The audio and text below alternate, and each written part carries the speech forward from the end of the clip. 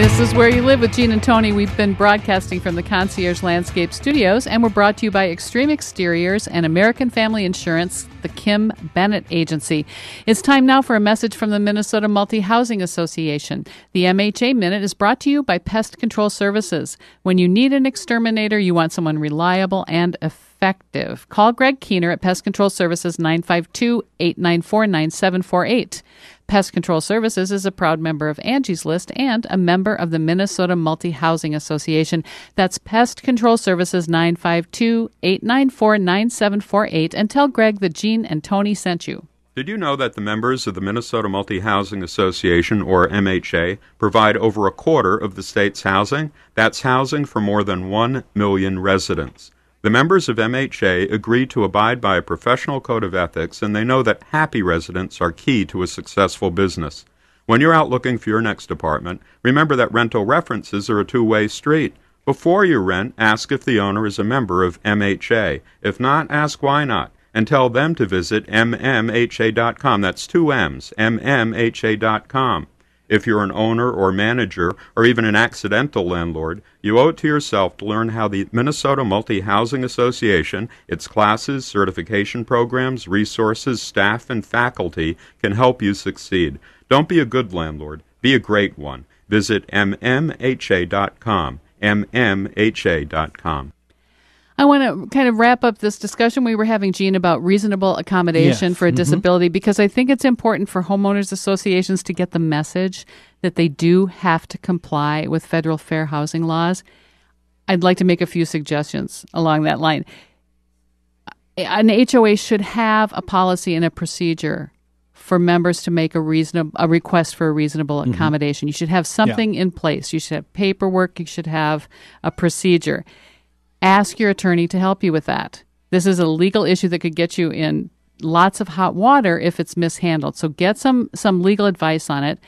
We've experienced callers testing this exact issue over the phone. They'll call us and say, I want to know if you're going to allow me to do this because I have a handicap or I have a disability.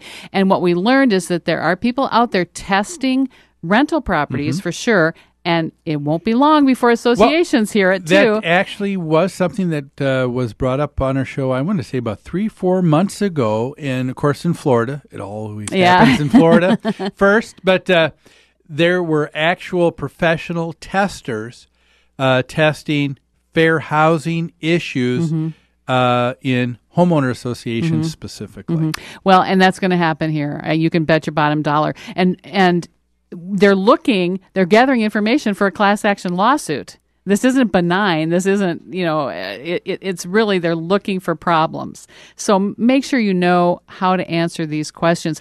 I have forms from Multi-Housing Association attorney that we ask people to fill out if they're making a request for a reasonable accommodation, and it includes authorization for us to contact their doctor, not to find out about their disability, not to, get specifics. Not to ask a lot of questions like that. No, just to ask, is this accommodation they're asking for necessary? Again, all we're doing here is we're asking for something that is a third party, disinterested party, arm's length transaction from this, who is being objective, saying, yes, this person has a disability, and I would say that this would fall under those circumstances. That this is the accommodation they need. Yes. Some examples of reasonable accommodations, let's say the community has a no pets rule, and the applicant is asking to have a dog.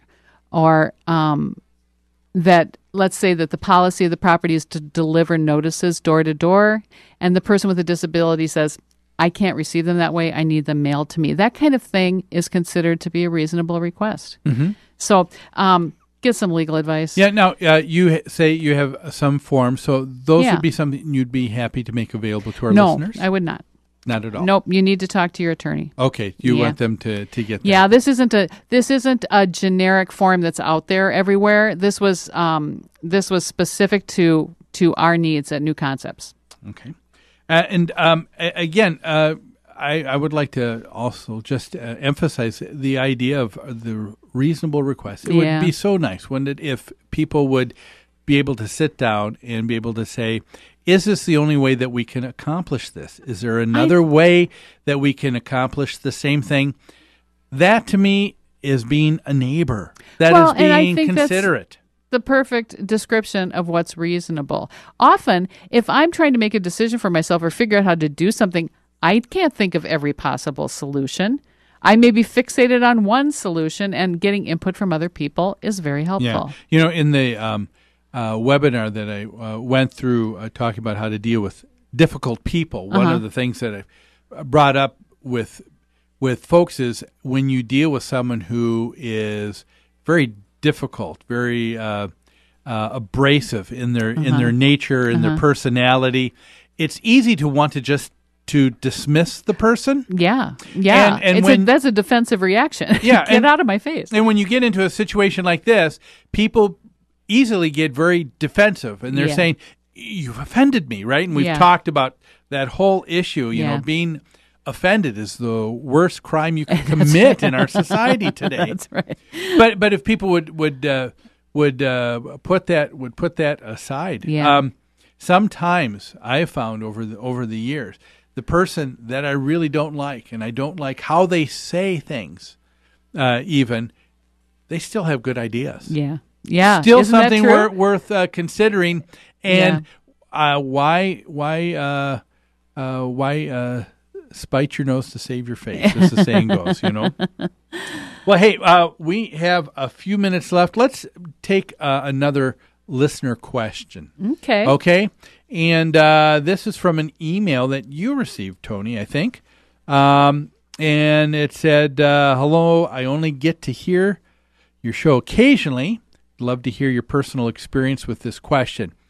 Is an owner required to provide recorded copies or just copies? They're talking about the governing documents, the bylaws. Is it required that they be signed? So it's kind of hard here with the how it's written, but I think what they're basically saying is we're talking about a sale. His daughter is purchasing a condo. Yep. Yeah, and they got a set of documents that were not signed. Not signed. And there was no indication that they had been registered or filed with any government agency. So he's saying, is this okay? Is that valid? And then he even looked at his mother's documents and found that hers were all signed and executed as they should be. So how important is it, Gene, that those documents you get when you're going to buy a condo or townhouse are actually signed? Yeah. I do think that they are very important, but what we have here is a case of technically what should be, and then what actually happens in reality. And I'm sorry to say that those don't coincide. Yeah. I mean, I think it's in this case. Yeah, I think it's very important to have a signed document, because that signed document lets you know that something is valid. But not only a signed document of the governing documents, I think you should also have something that has the county seal on it or too, stamp, so that it's notarized, showing that it is the official copy of what was filed at the county when the property was developed, or if they were changed and then filed at that time. That's what's supposed to happen. They're supposed to be signed by whomever was the board of directors at the time they were adopted. The articles are filed with the Secretary of State. Is that right? Mm-hmm. And that's your incorporation. Articles of incorporation with the Secretary of State. The Declaration of Covenants and Restrictions is filed with the county recorder. Correct? That's in the right. county in which the property is located. And that's attached to the information of the real estate and the property in the county office. But the bylaws are not filed or recorded anywhere. The bylaws are part of the governing documents, and you are regulated by the bylaws, but they're not required to be filed. But it is. But a lot of good developers and associations, when they've had things updated, they will take this whole brand new document and make sure that the entire thing is filed so that you have a complete copy. Right. That does make the most sense. So, but in reality, what happens? In reality, you're probably not going to have you know. You're not always going to have that. I bet you it's 50-50. Yeah. Whether we've seen a lot of unsigned documents, haven't we? And I think it's because it could be the documents were all executed and filed as they should be, but then as places start getting sold, someone just runs the copies off of their digital record or their computer record, and those aren't signed copies. Those are just originals. But if you're talking about buying something for the first time, it's probably very important to make sure that you have that signed, stamped copy because you want something to show that is indeed the latest and approved document for governing documents for that association where you're going to live. So first, I would suggest that you speak to the seller and ask them to ask their homeowners association if there is not a set of signed Well, documents. hey, folks, don't go away. We've got a whole another hour of Where You Live with Gene and Tony, but we're coming up to the top of the hour here for a little news break. We'll see you in a few. How sweet it is to be loved by